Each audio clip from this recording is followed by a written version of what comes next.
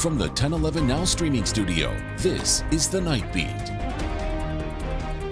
Hello and welcome to the 1011 Now streaming studio. I'm Madison Pitsch here with your Night Beat for Thursday, May 16th.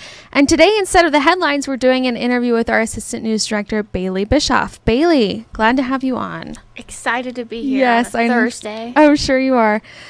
So the big headline, the big takeaway of your story today is that the Department of Justice says the state of Nebraska is in violation of the Americans with Disabilities Act, or ADA, over the treatment of people with mental illnesses in the state. Can you explain to me what the state did that the DOJ says violates the ADA? Yeah, so part of the ADA requirements require people with serious mental illnesses to be treated in the least restrictive setting possible, the most integrated into the community possible.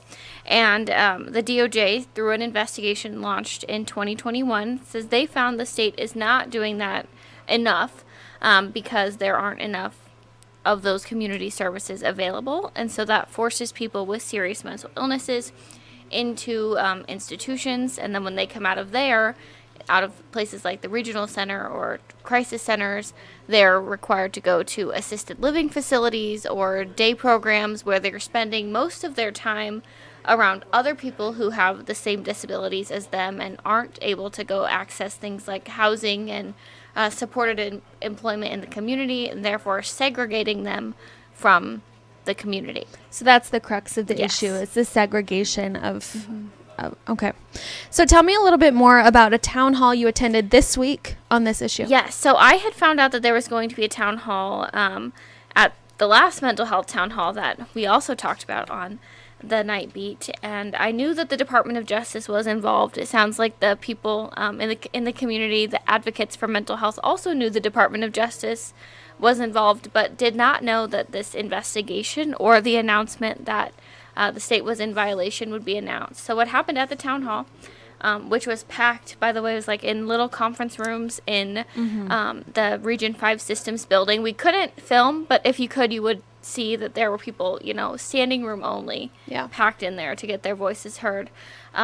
Representatives from the Department of Justice announced that this investigation had taken place. They announced that they did find the state was in violation of the ADA in that way that we had just talked about, and then asked people to give their experiences on the issue at hand, which is the segregation or accessing resources, trying to keep people with serious mental illnesses in the community, working, housed, things like that. So you got to talk to some people who were at the town hall. What did they have to say about that? It was kind of a mixed bag of comments. Just in the town hall itself, I took a lot of notes about people who shared that because they had tried, their first line of defense for their loved ones or for themselves was trying to access community help that would allow them or their loved ones to get therapy or medication or help doing day-to-day things without having to go to a more restricted place. But it was hard to find or hard to keep with the paperwork and the documentation required of people who do have disabilities.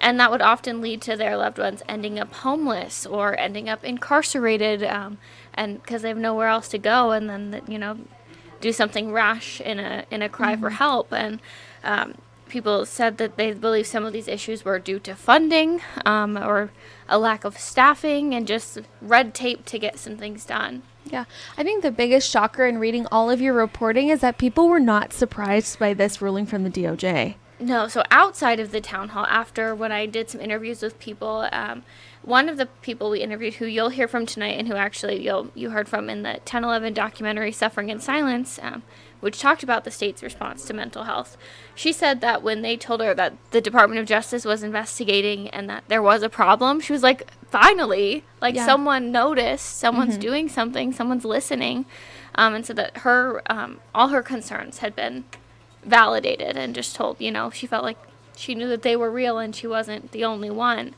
I also talked with some people who are providers in the mental health or disability space, including the executive director of an advocacy group, the ARC of Nebraska, and he sits on, the person I talked to who you can see in this story online.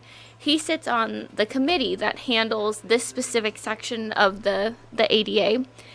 And he said that they've been warning the state about this violation for years. And so they're also saying, it's about time that something happens. Yeah. So we talked about the DOJ. We've talked about the people at the center of it. We've talked about providers. Has the state of Nebraska said anything about this? Yes. The Department of Health and Human Services sent a statement within hours of the initial Department of Justice press release, essentially saying that the investigation was launched in 2021 under different administration, both at the state level and at the DHHS level, and different circumstances than the state is in now. They said that between the time that the investigation started in 2021, they have made changes. One of them is adding resources like community-based behavioral health clinics, which people can go to access mental health care, and they also said that they do offer supportive employment and assistance with housing, which the DOJ's investigation did agree with. They just said that the access to those resources is too restricted and not, there's not enough of them for all the people in need. Sure. So is the DOJ saying anything about what Nebraska can do to kind of course correct here? It sounds like the Department of Justice and DHHS want to be collaborative in solving this problem. They said that they want to work with them to find, both DHHS said they want to work with the DOJ to, find a way to resolve this quickly, and the DOJ said they're going to go through a settlement process and policy changes to try and open up access to some of those resources and give people more options. And they said that if the state does not cooperate, then filing a lawsuit would not be off the table. Okay. Bayley, thank you. Again, her reporting ran at 6 today, and it is on our website, so you can check out more from Bayley there. Bayley, thanks so much for joining us and explaining this. That's it for us today. Thanks for joining us. We'll be back at 10 and all night long on 1011now.com.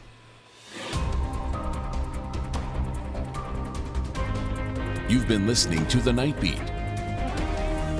Watch, listen, and stream on the 1011 app on YouTube or wherever you get your podcasts.